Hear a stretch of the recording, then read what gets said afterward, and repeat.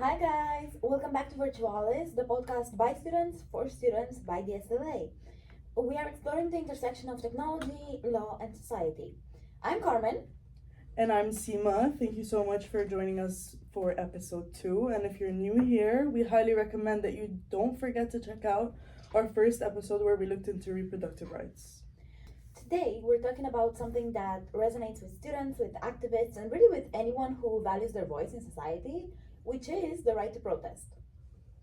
From peaceful marches to online movements, we've definitely seen that protests have been a powerful tool for change. And today we're going to be looking at what happens when the right to protest clashes with public order or with government restrictions. We'll be unpacking the legal frameworks that protect protests and kind of exploring their limits and diving into recent examples from around the world. Also, we're definitely going to be looking at how technology is reshaping the way to protest and how laws are adapting or failing to adapt to these changes. So, guys, grab a coffee, settle in, and let's talk about the power of collective voices in shaping our world.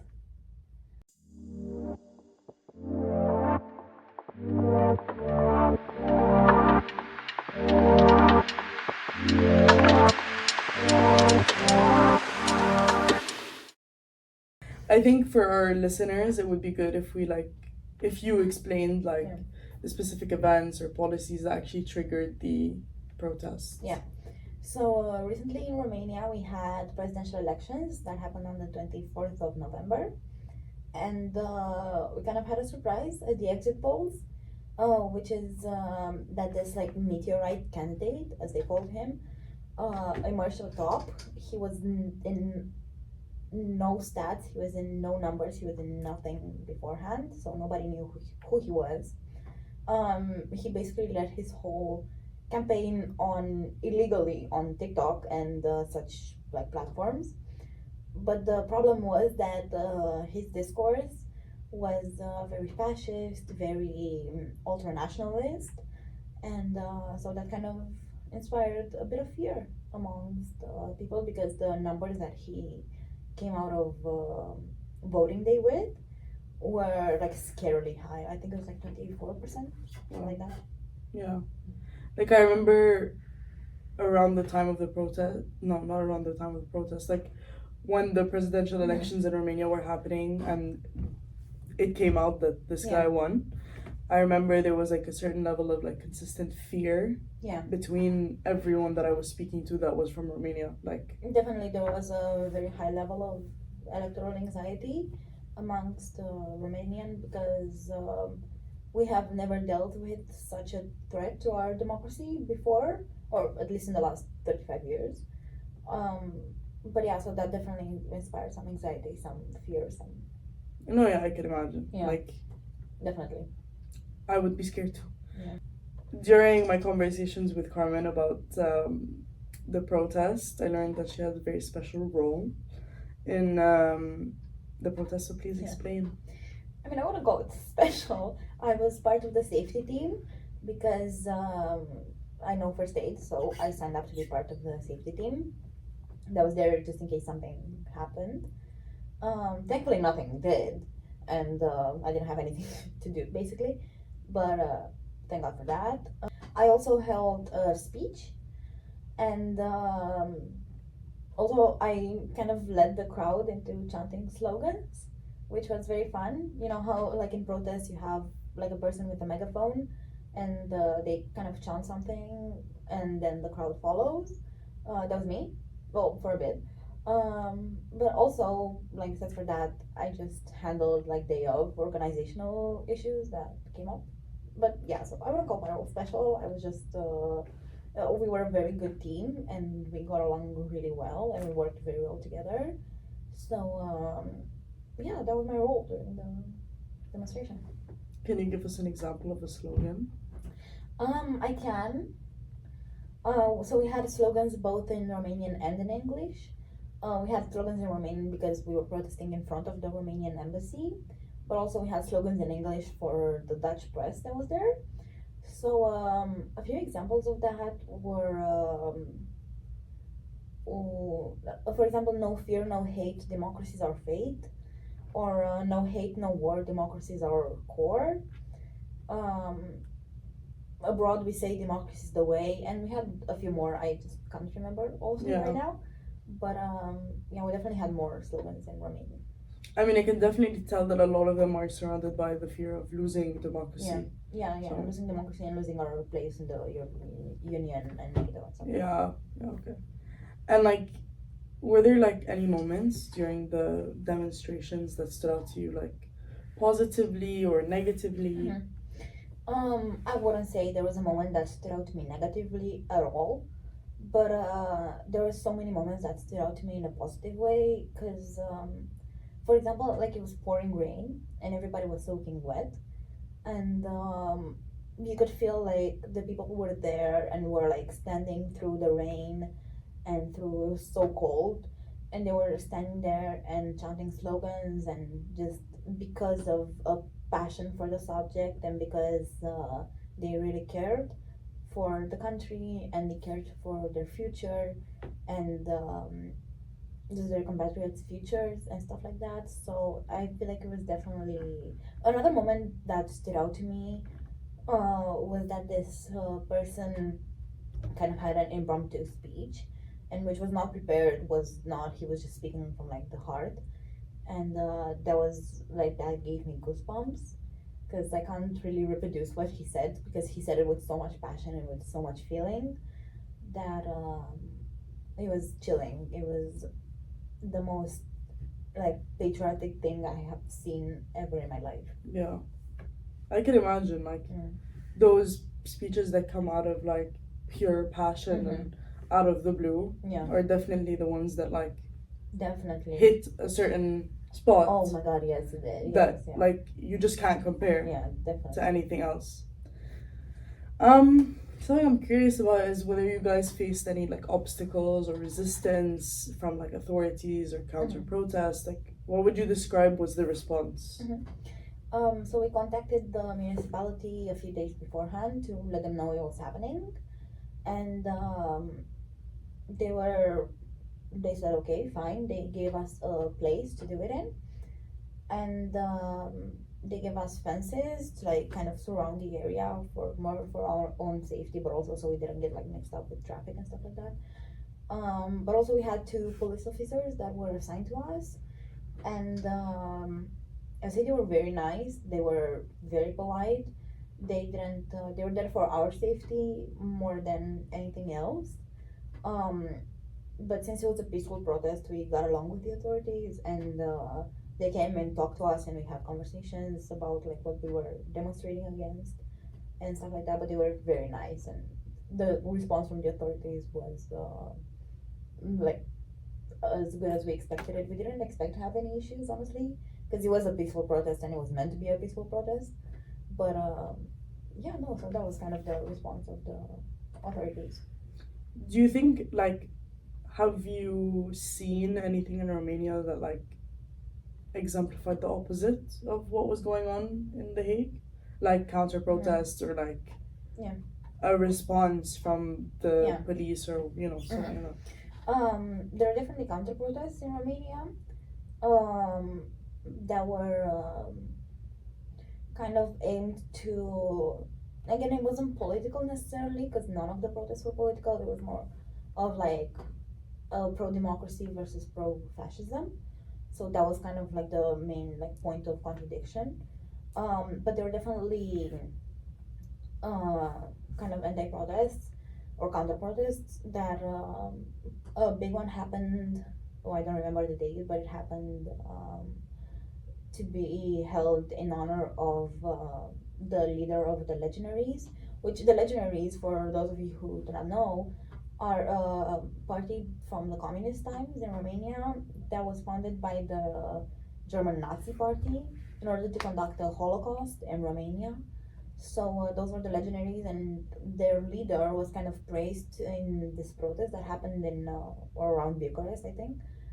And so there were definitely counter protests, and police were there at that counter protest. They didn't do anything, but yeah, so it was definitely a more like tense energy around the protests in Romania than it was here. Here we were just like in front of the embassy and we Yeah. were safe and we knew we were safe, so we weren't that anxious about that kind of Yeah. things. That's good though. Yeah. Like I'm glad that nothing Yeah, bad definitely. happened. I'm very grateful that it Yeah. was I fine. can imagine. Like, do you think that these protests have achieved Mhm. anything thus far, or Yeah. like what do you hope that they will achieve? My hope is that they, if nothing else, they just bring awareness to people, because it's hard to change people's minds who are set on like a fascist mindset or an anti-European mindset. It's hard to change their minds. What we can hope for is to educate younger generations to think for themselves and to decide for themselves what they think is the better way, and just bring awareness to what the European Union and what NATO means to Romania and what we have achieved through those international organizations. Like, I'm very happy that these protests are happening for you, and I really hope that you guys achieve what you want and that you reach the end goal Definitely. of no more fascism. And like, what do you think are like the next steps for the anti-fascist movement in Romania? And do you think like the international communities can do anything to help? I feel like this is an ongoing fight, and it has been for so many years now. And it doesn't only happen in Romania, especially right now. It's happening all over the world and all over Europe, at least. And so I feel like international communities can support each other in this fight and kind of help bring awareness and help spread awareness. And I feel like most that the international community can do right now is just kind of watch it progress and kind of encourage it to and encourage every country and every rising movement to kind of keep on this pro EU and pro NATO track. And I feel like the next steps are just really educating people and people who don't really have an opinion. I feel like they need to be kind of made aware of what the stakes are. And so yeah, I feel like that's my answer. It's kind of hard to say right now because we are in a full crisis, and as I said, all over Europe. So it's kind of hard to say right now. I really hope my personal goal is just to spread awareness about it. Yeah, I think awareness can actually go a long way. Yeah, like exactly. more than anyone actually realizes. Definitely. Yeah. Like awareness and taking a stance on things actually helps the problem more than Definitely. anyone knows. Definitely. So definitely these protests are doing a lot more Mhm. than people think that they are doing. Yeah, 100%. And do you think, because I know that this is your first protest ever, Yeah, you're right. Yeah. has it changed your perspective? Like what, like if someone was hesitant Mhm. about joining a protest Yeah. for fear of whatever, Mhm. what would you say to that person? I was scared too. I was very scared actually. My parents were scared before I went because I mean it can be a dangerous situation. Luckily, in my case, it wasn't. But my sense of community and my sense of like citizenship definitely won out. As far as the experience goes, it was definitely very eye opening and very like it not like unlike something I've ever experienced before. And so to people who are scared of it, I'd say I definitely understand. I 100% understand. I'd say always be careful, but also stand up for what you believe in. And I feel like that's so important. That's something that not a lot of people do. But stand up for what you believe in and fight for what you believe in. And that's definitely like keep it peaceful, keep it non-violent, but always fight and always say what you believe in. Yeah, I mean, I'm not gonna lie, I'm terrified of going to protest for Yeah. things. No, so was I definitely. Oh my So, god. Yeah.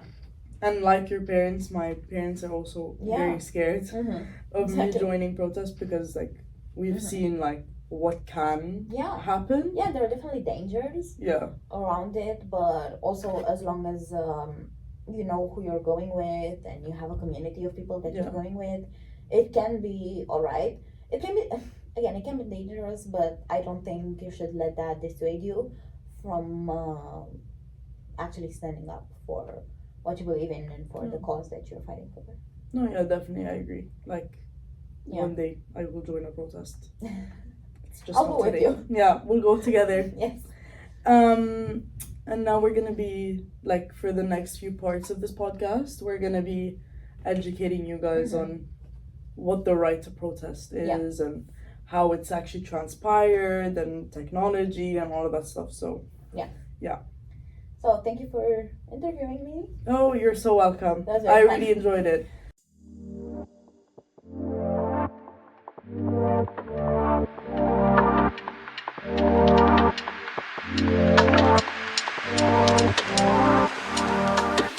Transition music.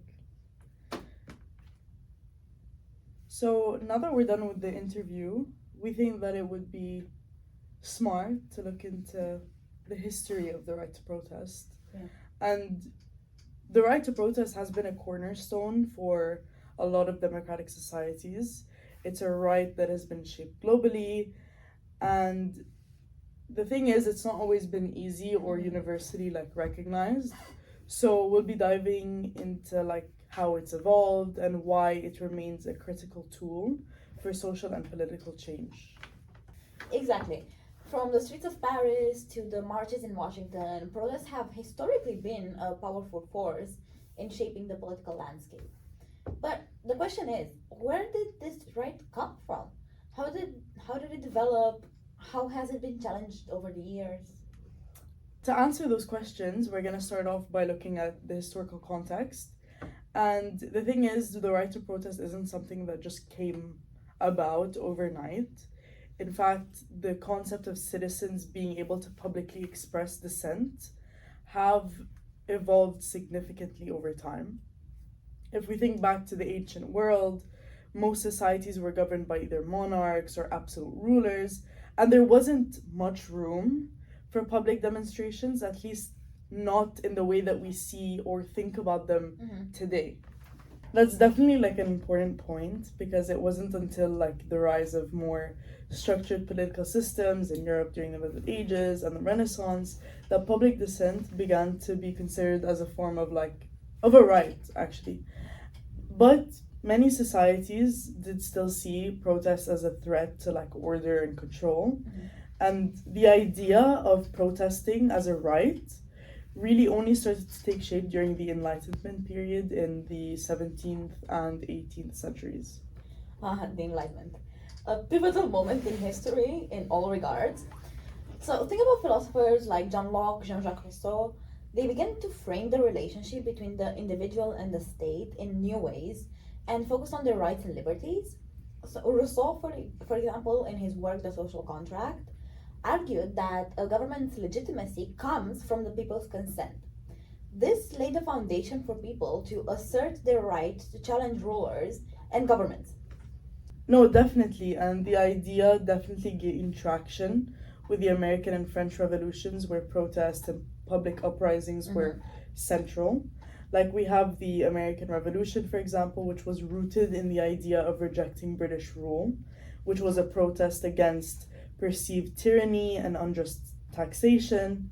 Then we had the Declaration of Independence, written in 1776, which explicitly says that people have the right to alter or abolish their government when it becomes destructive.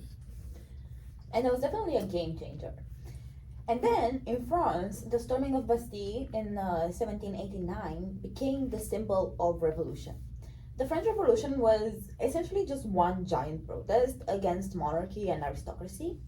The Declaration of Rights of Man and Citizen, which emerged from the revolution, clearly outlined the right of the people to resist oppression, marking a huge shift in the perception of protest as a legitimate action.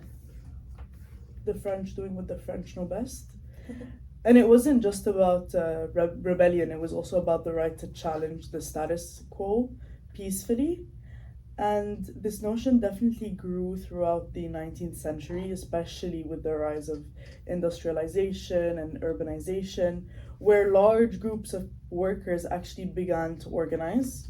And in the UK, for example, we have the Chartist movement in the 1830s and 1840s, which advocated for political reforms, including universal suffrage, which was a huge demand at the time. Yeah, that's true. And so moving forward, it's also important to note the importance of peaceful protest. So in the 20th century, leaders like Mahatma Gandhi and Martin Luther King Jr. redefined the idea of protest as a non-violent resistance. Gandhi's Salt March in 1930 was one of the most iconic moments in history, showing how a peaceful protest could challenge the might of an empire, in this case British colonial rule in India. And then we have MLK's marches during the American Civil Rights Movement, which were equally as important. We have, for example, the 1963 March on Washington for Jobs and Freedom, where King delivered his famous I Have a Dream speech, which was a monumental moment that most of us know. And what's interesting is that despite its peaceful nature, these protests were met with significant opposition from the government. And King was even arrested multiple times for his role in organizing these protests in America. And so these events led to critical legal changes. So, for example, the Civil Rights Act of 1964 and the Voting Rights Act of 1965 were passed because of the pressure from non-violent protests. This shows how important protests are in holding governments accountable and pushing for progress. The right to protest was no longer just an abstract idea, it was becoming enshrined in law. And as we move into the modern era, we definitely start to see a more complex landscape where governments and states began to recognize the importance of the right to protest, but also their potential threat to political stability, which has led to the rise of regulations around protest, especially in authoritarian regimes. Oh, that's a good point. When we look at countries like China, Russia, Iran, protests are not as protected. In some cases, protesting can lead to imprisonment or actually even death. In recent years, we've seen examples like the 2019 Hong Kong protests, which was sparked by a controversial extradition bill. The protests were initially peaceful, but they were met with extreme force from authorities. And in places like Iran, we've seen protests against strict government policies on issues like women's rights and economic freedom. We have the 2022 protest following the death of Mahsa Amini, which is a recent example of how the right to protest continues to challenge oppressive regimes. These protests were incredibly important, and despite the violence they faced from the government, they've been a symbol of resistance. These are some powerful examples of how the right to protest has evolved and why it's so important today. However, it's important to know that even in democracies, the right to protest is often contested. We see this in the form of restrictions such as banning of protests in certain locations, restrictions on the use of public spaces, or even criminalization of protests or of certain types of protests at least, like blocking traffic, trespassing, etc. That's definitely true. And that's definitely true. Like in some countries, we're also seeing the emergence of like laws that severely limit the ability to protest. Like for instance, anti-protest laws in the UK and the US, which have been criticized for making it harder to organize large-scale protests. And this has definitely sparked debates about balancing the need for public order with protecting individual freedoms. Okay, and this definitely brings us to the future of protests. As we continue to see political and social issues evolve, we're definitely likely to see new forms of protest emerge. And with the rise of social media, for example, we've seen like a transformation in how protests are organized and publicized with like the Arab Spring or Black Lives Matter movements. We've seen that online platforms have played a significant role in amplifying the voices of protesters. I mean, it's kind of fascinating, isn't it? Protests are no longer just like physical gatherings. They've moved into the digital sphere where hashtags and live streams can mobilize millions. But that also brings up new challenges. especially around issues like misinformation, surveillance, and state control over digital platforms. That's definitely true, and in the future, we're likely to see continued debates about the rights of individuals to organize and protest, both online and offline. As we've seen throughout history, protests will definitely continue to be a vital tool for holding governments accountable and demanding change. So, as we wrap up this section, we want to leave you with this thought. The right to protest is not a historical relic. It's a living, breathing force for change, one that continues to evolve and shape the world around us. Transition music. Wow, that was good. 2 minutes,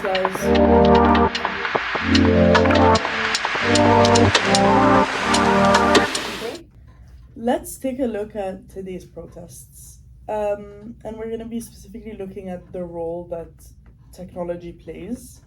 As we've all seen, like hashtag trends, live streams from the front lines, and tweets that turn into real world actions, we've seen the impact that technology has had on these protests. But how has technology really changed the way that protests are organized, experienced, and even suppressed? Alright, Seema. Technology has radically transformed protest movements, both in how they're mobilized and how they're monitored. In this episode, we're going to break down how tools like social media, smartphones, or even AI are changing the face of activism. Exactly. And from the Arab Spring in 2011 to more recent movements like Black Lives Matter and the Hong Kong protests, technology has played a pivotal role. But it's not just about mobilizing people, technology has also introduced new challenges like surveillance, misinformation, and the question of who controls the platforms.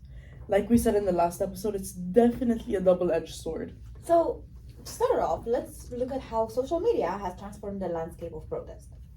In the past, organizing a protest could take weeks, sometimes months. It meant flyers, word of mouth, coordinating with local organizations, etc. Today, people can organize a rally in a matter of hours with just a tweet or Facebook event or something like that. And that definitely shows the power of platforms like Twitter, Facebook, and Instagram. For example, for the Arab Spring protest in 2011, social media was definitely instrumental in organizing the protests across Tunisia, Egypt, and other countries. Hashtags like Jan 25th for the Egyptian revolution became rallying cries that brought people into the streets and made the movement global. Yeah, and the speed with which information can spread is incredible. In Egypt, the government tried to shut down the internet during protests, but the protesters had already used alternative methods to stay connected, such as text messages, satellite phones, etc. In fact, people even used Twitter to communicate, and the hashtag Egypt became synonymous with the movement itself. And this is definitely like a perfect example of how technology can enable activism on a massive scale. But at the same time, governments have learned how to use technology to suppress protests as well.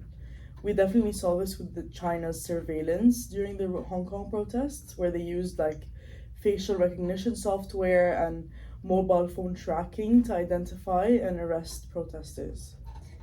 Yeah, that's the darker side of technology. While it can amplify voices, and it does, it can also be used to monitor and intimidate activists. In fact, the rise of surveillance tools has made protests riskier, especially in authoritarian regimes. But despite this, technology continues to be a vital tool for activists who need to circumvent government control and spread their message. No, absolutely. And let's not forget about live streaming. The ability to broadcast live from the heart of a protest has definitely changed the way the world views these movements. And during the Black Lives Matter protest in 2020, like we had live streams from cities like Minneapolis, which showed police brutality in real time. And this footage became crucial in raising awareness and forcing public conversations about race, policing, and justice in the US. Yeah, platforms like Facebook Live, Instagram Live allowed ordinary people to document and share their experiences. It's almost like the protester on the street becomes a journalist. This kind of real time documentation has been a game changer in exposing injustices and holding authorities responsible. And the presence of smartphones with cameras is another huge shift. Like everyone has the power to record a video, and many protests are now documented through the lenses of ordinary citizens rather than mainstream media outlets. This doesn't only provide a different perspective, but it can also help circumvent biased or selective reporting from traditional news sources. Yeah, that's a great point, Sima. The democratization of media has put pressure on traditional outlets to be more accountable. But while live streaming and smartphone footage help push the narrative into the global spotlight, there's also the risk of misinformation. During the 2019 Hong Kong protests, for example, some social media accounts were spreading false information, which complicated the protesters' cause. And misinformation can spread just as quickly as real information. And sometimes it's definitely hard to identify what's true and what's not. And this is where the need for media literacy becomes crucial. Protest movements have to find ways to protect themselves from false narratives while ensuring that their messages aren't co opted or distorted. Yeah, exactly. And it's very important to highlight the use of encrypted messaging services like WhatsApp, Telegram, Signal, whatever. These apps are often used by activists to organize protests without the risk of surveillance or interception by government agencies. In places like Iran, Belarus, these encrypted platforms have become lifelines for protesters who need to stay ahead of the authorities. Encryption is definitely a powerful tool, but it also has its limitations at the same time. And as we've seen in some countries, governments are using increasingly sophisticated methods to crack down on encrypted communications.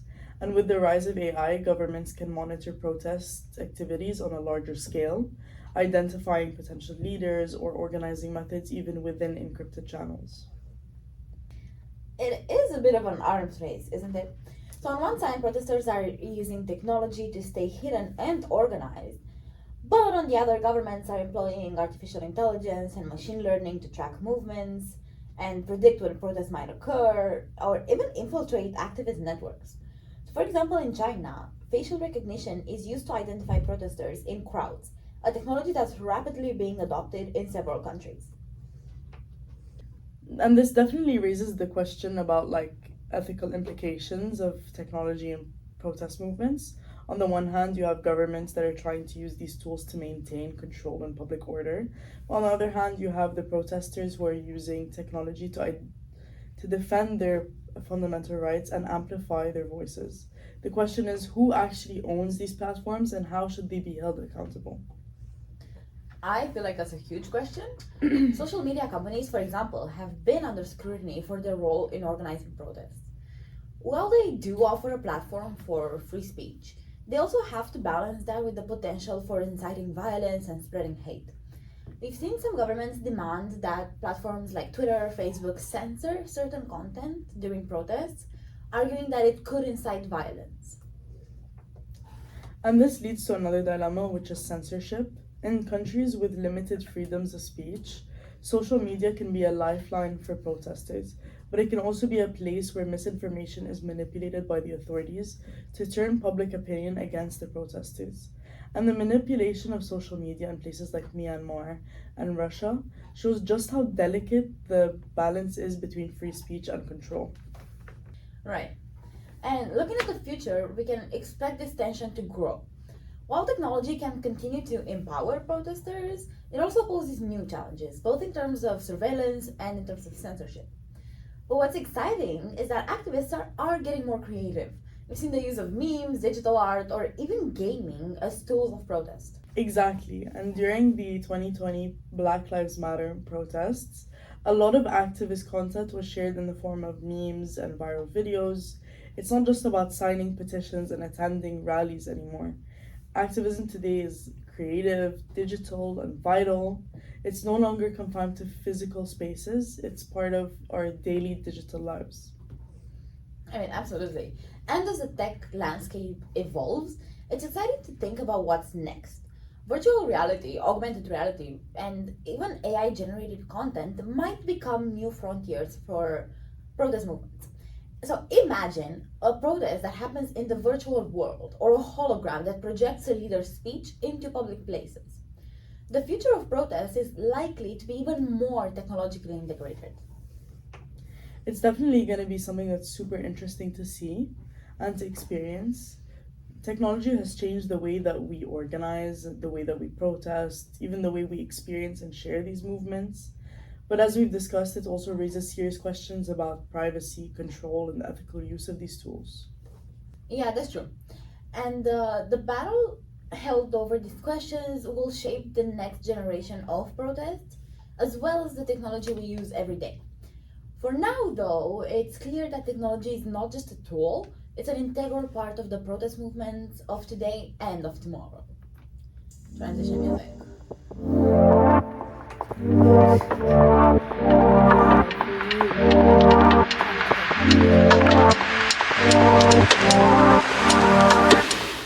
Another incredibly important and timely topic is the intersection of protests and national security concerns. Across the world, we've seen that protests have sparked powerful social movements, but they've also raised significant concerns about security for governments. From the streets of the US to the protests in Hong Kong, national security and the right to protest have become tangled in complex and often contentious debates. Yeah, that's definitely right. In many parts of the world, protests are met with force, and governments justify harsh responses by citing national security concerns and arguing that protests threaten public order, stability, or even the state itself sometimes. But these actions can come at a cost, particularly when it involves police brutality, widespread actions, and so on and so forth. Exactly, and we're going to begin by discussing how governments frame protests as threats to national security. The reality is that protests often challenge the status quo, whether they're about racial justice, climate change, or political freedoms. Governments see these movements as disruptions to national security and public order. One of the most high profile examples of this is the global wave of protests that followed the murder of George Floyd in 2020. The Black Lives Matter movement took to the streets of the United States and protests spread worldwide.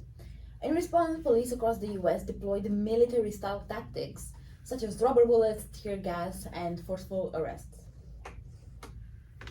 And the police often frame their actions as protecting national security, especially when protests turn violent or when they become more confrontational.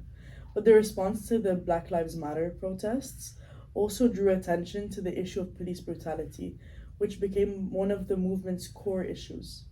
The use of excessive force during these protests sparked outrage both in the US and internationally. Yeah, and that's not isolated to the US. In countries like Brazil, police brutality during protests has been a long standing issue. During the 2013 protests in Brazil, which started over public transportation fares and evolved into larger anti government protests, there were numerous reports of police using excessive force.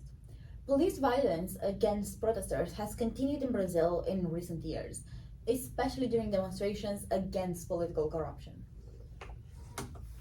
And Brazil is a great example of how national security concerns often justify police brutality, but the situation is similar in other places like Hong Kong, where protests erupted in 2019 against an extradition bill that would have allowed criminal suspects to be sent to mainland China. The Hong Kong government framed these protests as a threat to national security, which led to heavy handed crackdowns by police. These protests then turned violent with tear gas and rubber bullets and arrests used against protesters. In Hong Kong, the Chinese government also justified its action through national security laws which were imposed in 2020. These laws severely curtailed freedom of speech, assembly, and the press, which were used to target protesters and activists. The justification: national security concerns separatism, subversion, and terrorism. It's definitely a global trend. In countries with authoritarian or semi authoritarian governments, protests often raise alarms about stability. When protests challenge those in power, national security becomes the rallying cry to justify repression. Take the case of Myanmar in 2021, for example. After the military coup, large scale protests against the regime were met with violent force. Thousands were killed, and the military government justified these actions as necessary to restore national order. And in Iran, protests have been a constant struggle against government control. The Iranian authorities justify cracking down on protests by citing national security, especially during uprisings like the 2009 Green Movement, or the more recent protests against the government's handling of the economy and hijab laws. During these protests, security forces use extreme force, and the government often restricts internet access to curb the spread of information. And it's not just about policing protesters anymore. National security concerns are also tied to the role of surveillance.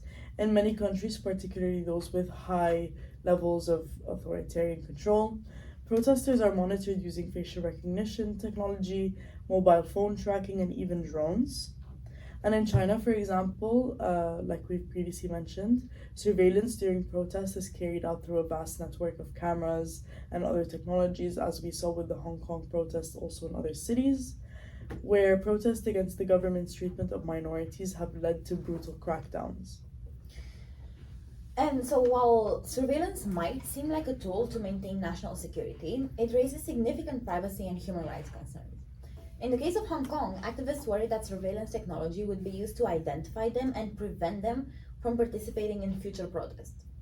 In many places, protesters have taken measures to circumvent this using encrypted messaging apps, wearing face masks, or even adopting the use of AI to create deepfake videos to confuse or distract the authorities.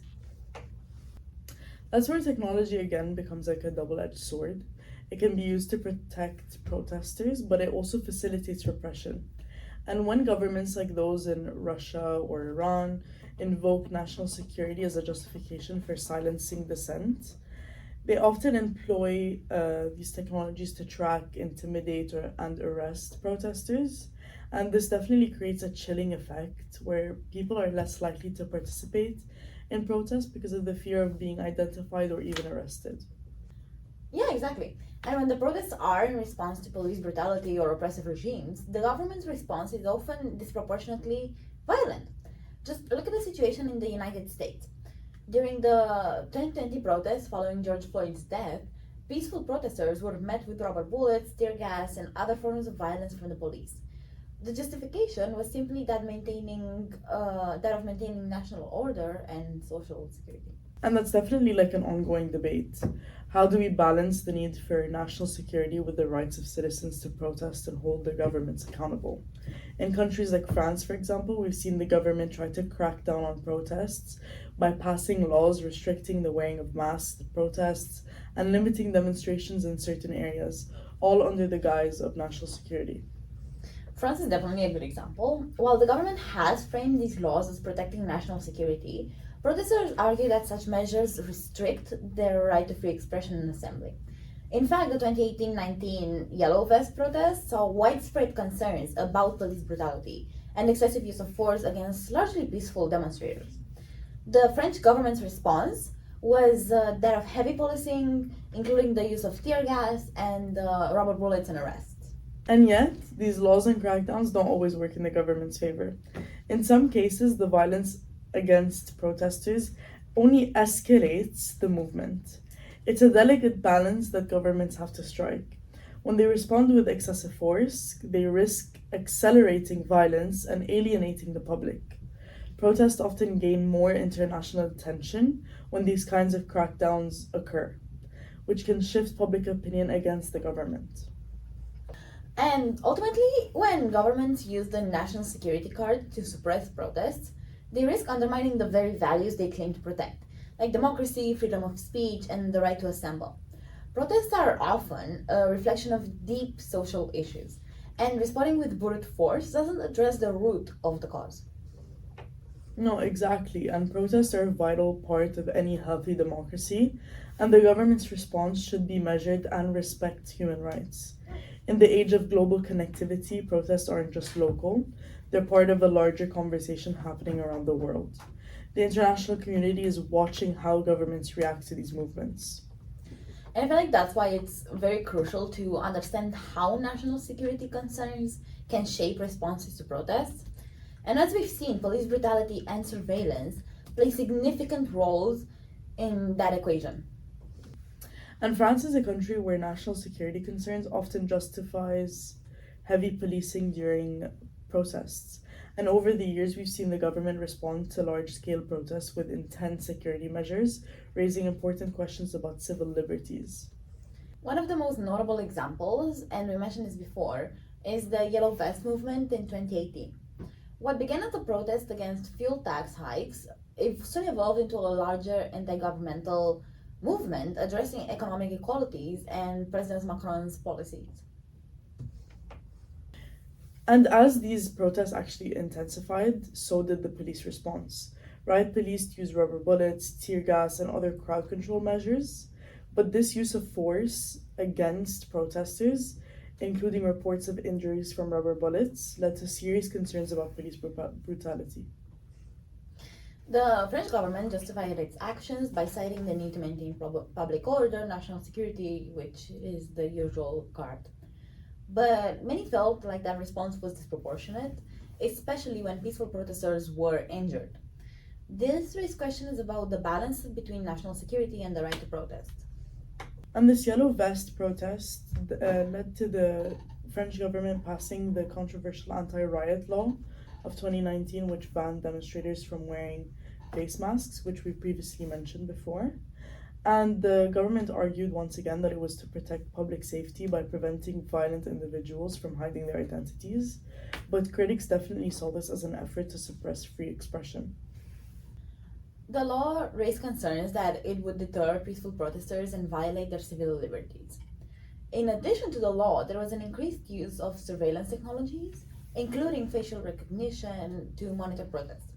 The government framed these measures as necessary for national security, but they sparked debates about privacy and government outreach. Exactly, and while these surveillance tools are meant to control protests, they also create a chilling effect.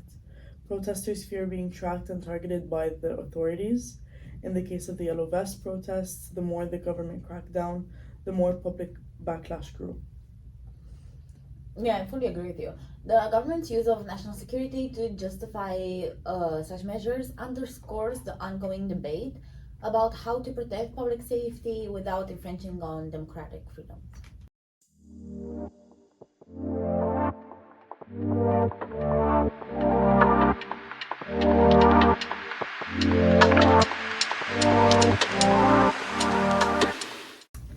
So now for the last part of this podcast, we're going to be having a conversation surrounding the question of how protests are evolving and how the rise of technology is affecting that evolution.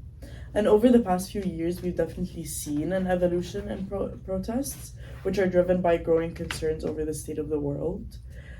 From climate strikes to political unrest, the role of protest has never been more crucial in pushing for change.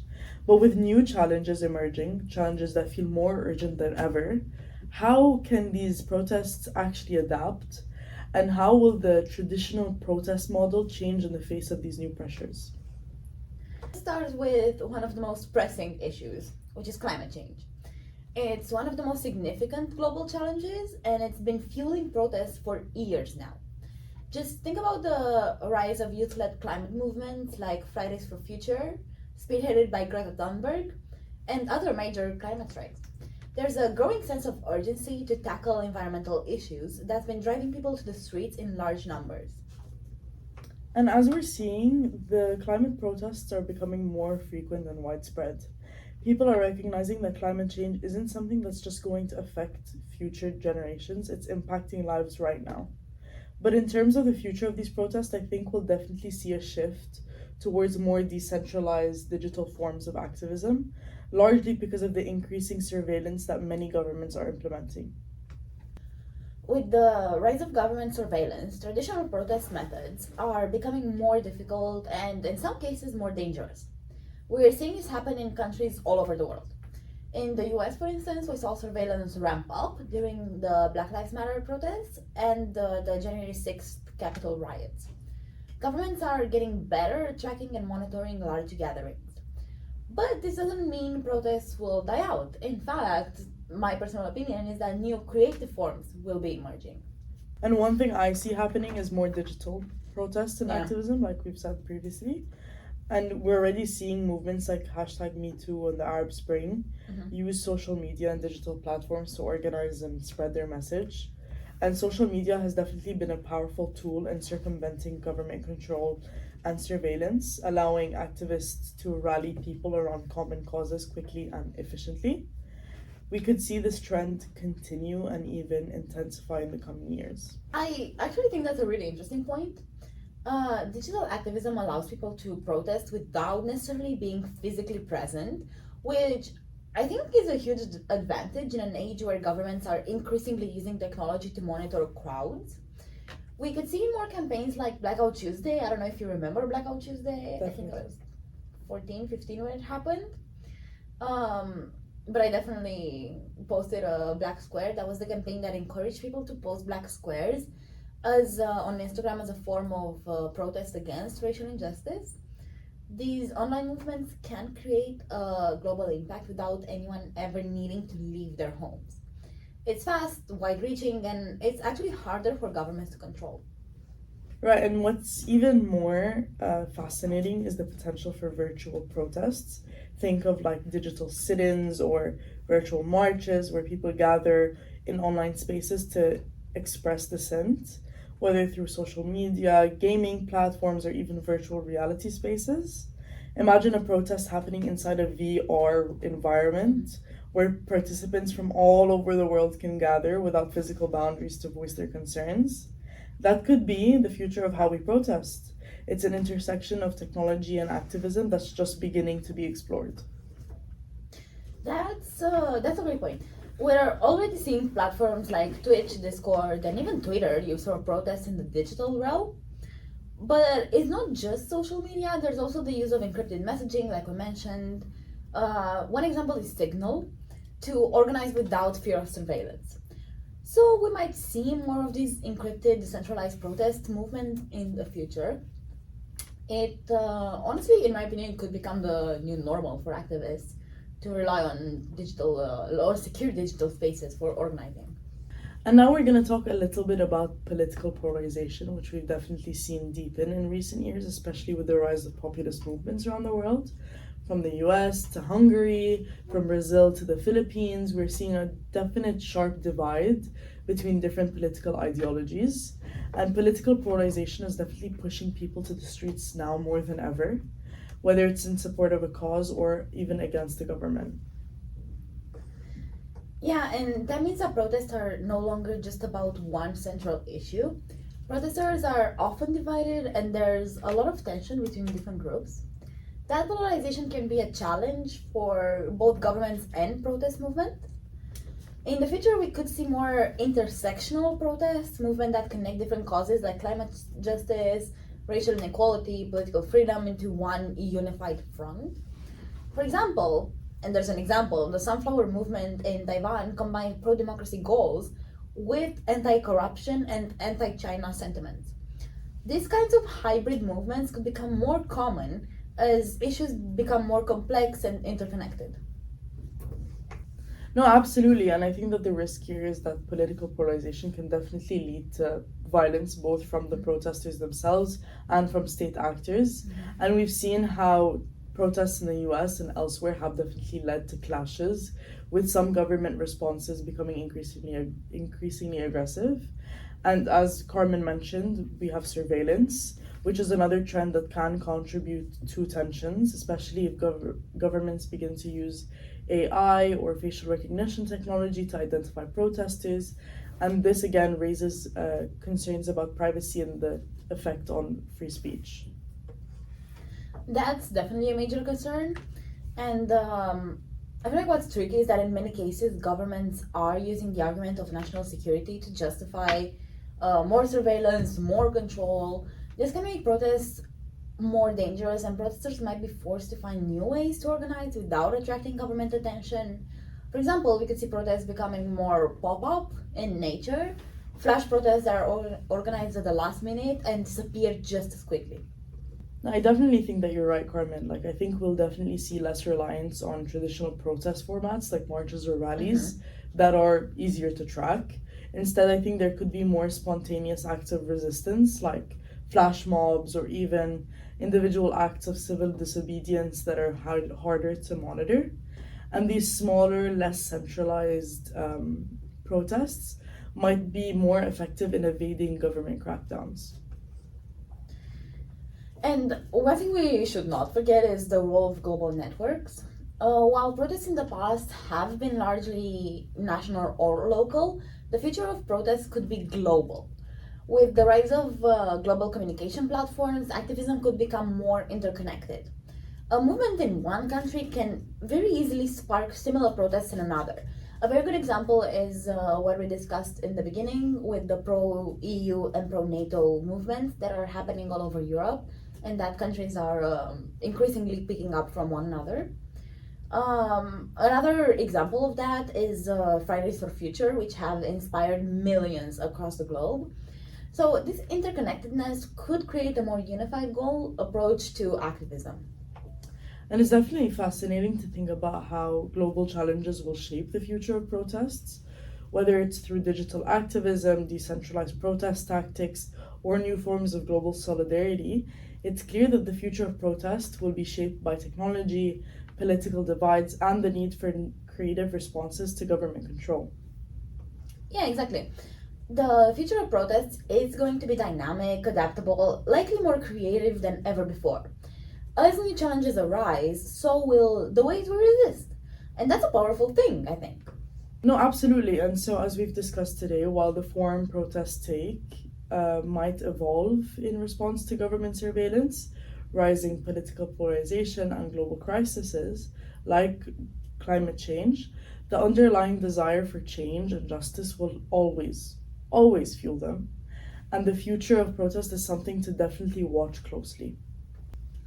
Yeah, definitely. And as the little question at the end for our audiences, let us know how you think protests will continue to evolve. Take into account technology, take into account global issues, and so on and so forth. And also, leave us a comment below if you've ever been to a protest. Tell us a bit about your experience, how it went, what impressed you.